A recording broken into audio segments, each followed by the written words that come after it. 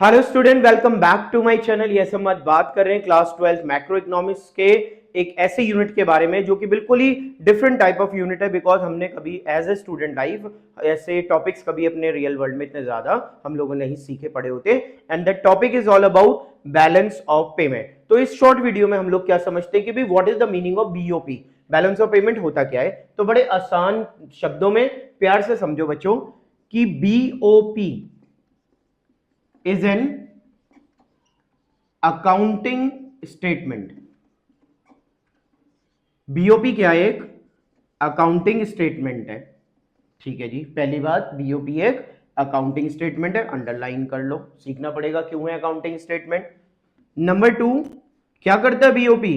Records all economic transaction, all the economic transaction. Transaction का मतलब होता है लेन देन। तो दूसरी लाइन को अंडरलाइन कर लो कि बीओपी वो अकाउंटिंग स्टेटमेंट है जो रिकॉर्ड करता है सारे इकोनॉमिक ट्रांजैक्शंस को। अब वो इकोनॉमिक ट्रांजैक्शन क्या है ये भी जानना पड़ेगा। ये किसके बीच में हो रहे हैं? Between residence of a country, resident of a country and rest of the world, that is ROW, rest of the world.